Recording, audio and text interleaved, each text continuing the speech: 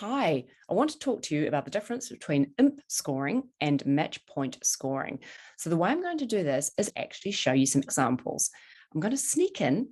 We're going to look at someone playing in the Accol Bridge room. Okay, here we are. When you're playing in Bridge Base, you're going to be playing in imp scoring. I'm going to go and look at this particular table and look at one of their boards.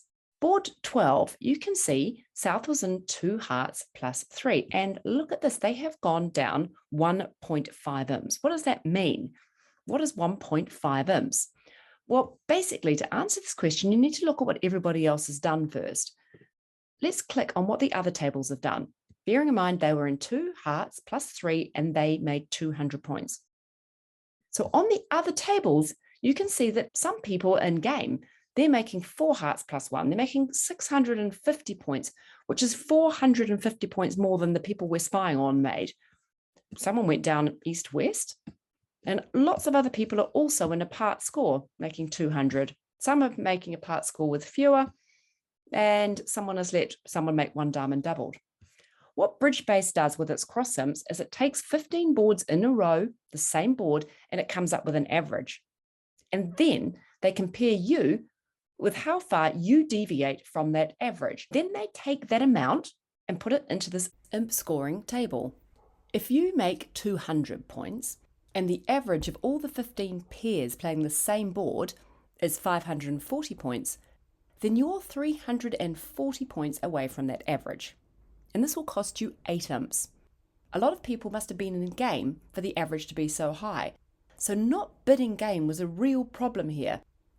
You may have even made one more trick than most people who bid and made their game, but you're still going to be punished with your imps.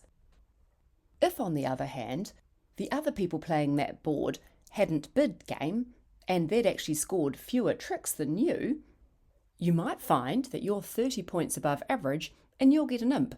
An imp's nice, but it's nothing to get too excited about.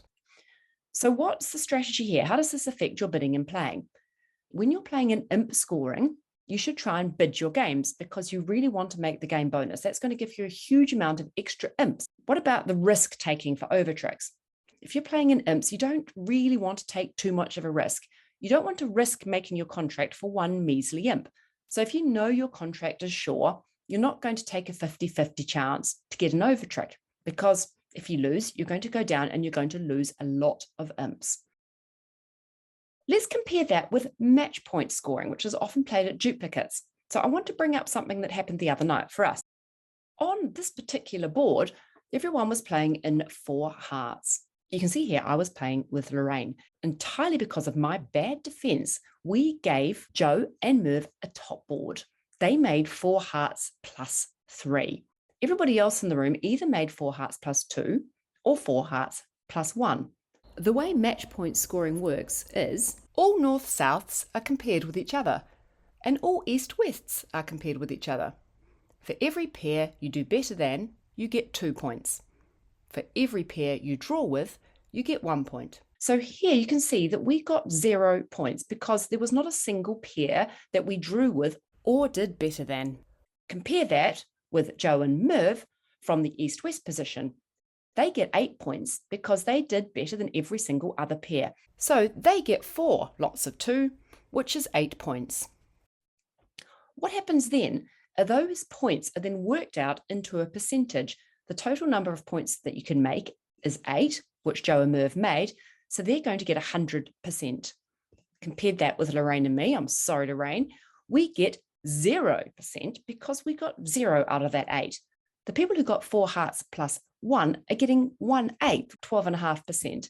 And the ones who made 4 hearts plus 2 are going to get 62%. You can see that Joe and Merv really benefited from getting the over trick. It gave them a top board. If Joe and Merv had been playing imp scoring, then the extra trick would have only given them an extra imp. Nothing to get terribly excited about. But match points, it's huge. So let's think then about the implications for playing in match points. In match points, it's basically just about doing better than other people. So when you're playing in match points, you're not quite as concerned about bidding game, but you are concerned about getting the best score that you possibly can. I hope that helps. Bye.